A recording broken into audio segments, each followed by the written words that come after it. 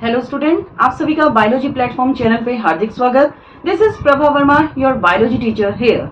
Today we are going to discuss the syllabus of class 11 biology, जहां पे हमने यहाँ बेटा unit first diversity in living organism को स्टार्ट किया है। आज की वीडियो में चैप्टर 1 है आपका द लिविंग वर्ल्ड। उससे पहले तो आपने अभी तक चैनल को लाइक शेयर सब्सक्राइब नहीं किया है तो बेल आइकन दबा के जल्दी से कर दीजिएगा।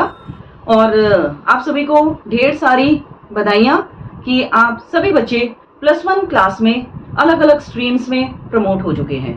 एक बहुत बड़ी बैटल आप जीत कर आ रहे हैं। आपने एग्जाम क्वालिफाई कर लिए हैं अपने, और रिजल्ट जो है आपका कुछ ही टाइम में आने वाला भी है। तो जो बच्चे जिन्होंने पहले ही डिसाइड कर लिया है कि हमें साइंस में जाना है, मेडिकल लेना है, नॉन मेडिकल लेना है, आर्ट्स या कॉमर्स, ऑब्वियसली उन बच्चों ने अपनी प्लानिंग के अकॉर्डिंग अपनी तैयारी स्टार्ट कर दी होगी।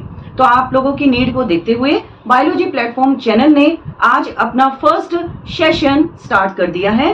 तो आप सब्सक्राइब कर लें जल्दी से चैनल को, ताकि आपकी जो स्टडीज है उसमें कोई भी इंटरप्शन ना आने पाए। हर चैप्टर को हम डिटेल में स्टडी करेंगे। चैप्टर 1 से ही हम स्टार्ट कर रहे हैं। और एक बात और बताना चाहूंगी, इससे पहले वाली जो वीडियो +1 क्लास की गई है उसमें हमने सिलेबस की एक डिटेल्ड एनालिसिस रखी है, लेकिन उसके बावजूद भी कुछ चैप्टर्स जो हैं वो डिलीट हुए हैं।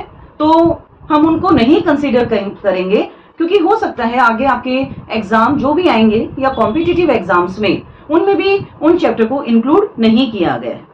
तो आपके कुछ टॉपिक जो है डिलीट हो चुके हैं, सिलेबस आपका रिड्यूस हो चुका है। तो ये बहुत अच्छी आपके लिए एक अपॉर्चुनिटी आपको मिल रही है कि कम सिलेबस में अब आपको बहुत बढ़िया परफॉर्म करना है। Fine, so without wasting any time let get started.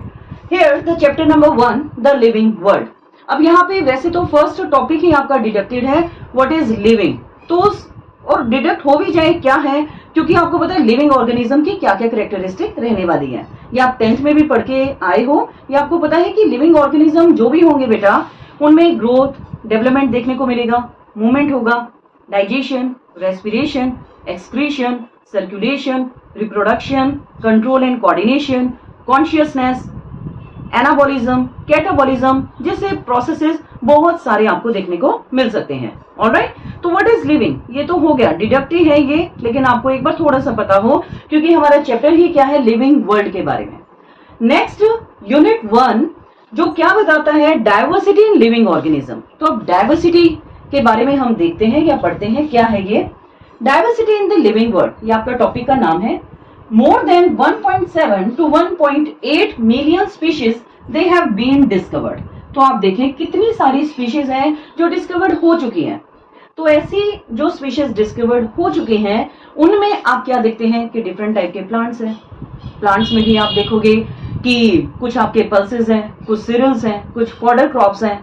Fine, next animals की बात करें तो फिशेज हैं, एम्फीबियंस हैं, रेप्टाइल्स हैं, मैमल्स हैं, या इससे पहले मैमल से पहले आप देख रहे हैं बर्ड्स हैं।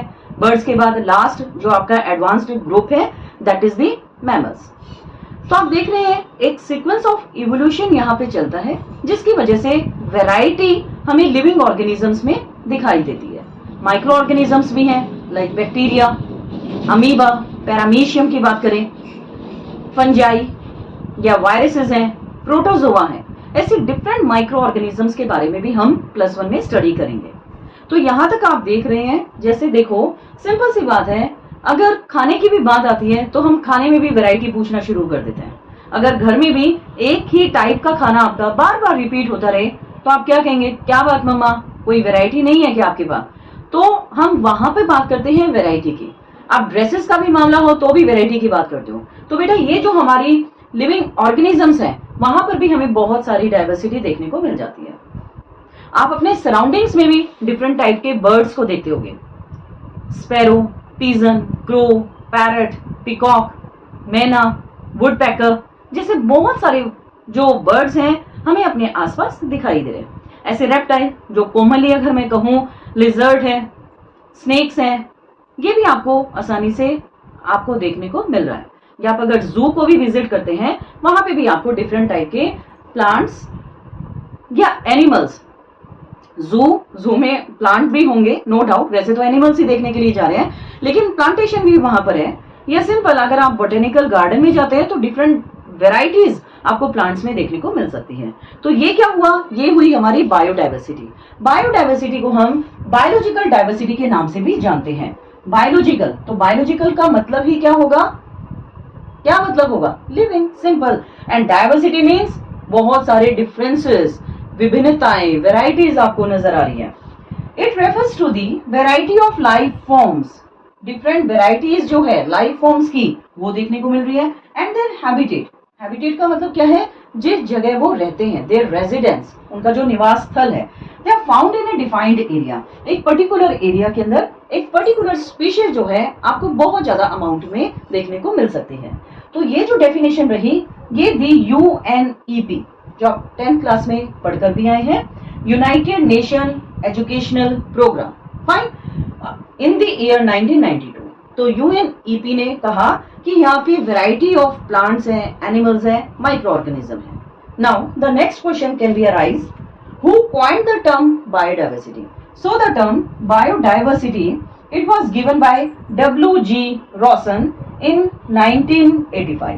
तो यहाँ पे जो W.G. Rawson और जो साइंटिस्ट हैं और जो ईयर, जिस ईयर में इन्होंने बायोडाइवर्सिटी को कॉइन किया है, वो आपका एक इंपॉर्टेंट क्वेश्चन बनता है जो आपको प्लस 2 में भी काम आएगा। फाइन, तो यहाँ पे आपने क्या देखा, डिफरेंट मतलब more than 1.7 to 1.8 million species है, और जो टर्म बायोडाइवर्सिटी है उनको W.G. रॉसन ने डिस्कवर किया है। So our next topic is systematic taxonomy. Important रहेगा ये आपका टॉपिक। तो क्या है सिस्टमैटिक टेक्सोनॉमी? देखो नाम से पता चल रहा है systematic.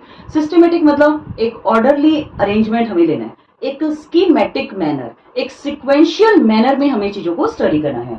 So it is the functional science which deals with, क्या है, एक फंक्शनल साइंस है, मतलब जो कॉन्टिन्यूसली चलती रहती है, विच डील्स विद आइडेंटिफिकेशन। तो सबसे पहले हम क्या करेंगे, किसी भी चीज को आइडेंटिफाई करेंगे।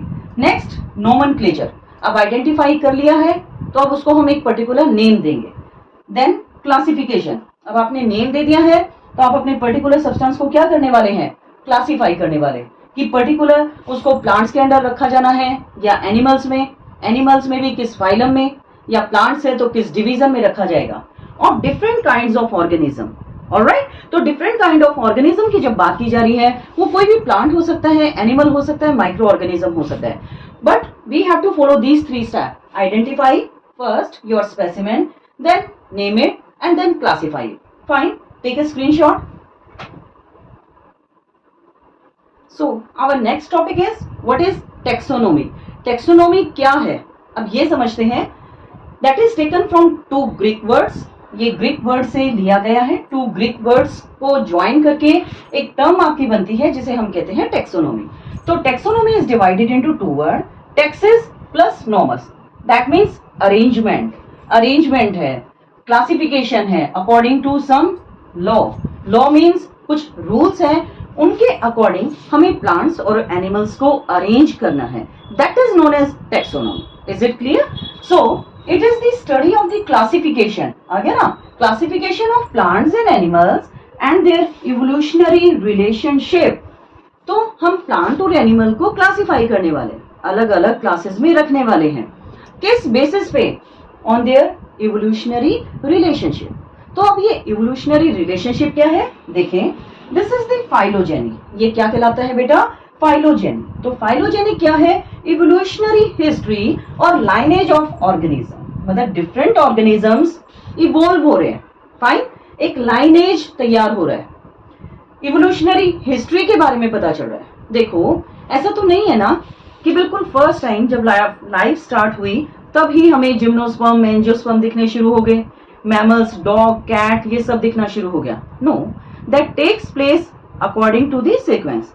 अब आप देख रहे हैं जैसे आपकी क्लास 11th है, fine, now you are in class 11, so we are starting our syllabus from the very first chapter and the very first unit, because we have to move in a sequence, हमें sequence से चलना है, एक तरीके से चलना है। तो यहाँ पे भी क्या होगा बेटा, फाइलोजेनी या जो टेक्सोनॉमी तैयार किया जाएगा वो इवोल्यूशनरी हिस्ट्री के अकॉर्डिंग होने वाला है। जैसे कि हम देखते हैं सबसे पहले इवोल्यूशन, सबसे पहले नहीं, मैं एक छोटा सा सीक्वेंस आपको बता रही हूँ कि पाइसेस है, Pisces then evolved into amphibians, amphibians then evolved into reptile, reptile then birds and birds then mammals. This is the basic sequence. Fine, ये इवोल्यूशन रहा है। तो मैमल्स किस तरीके से इवोल्व हुए हैं। Fine, so this phylogeny is based on the study of fossils. ये किसकी स्टडी पे बेस्ड है, फॉसिल्स की। हम फॉसिल्स क्या है, डेड ऑर्गेनिज्म जो हैं उनको फॉसिल्स कहा जा रहा है।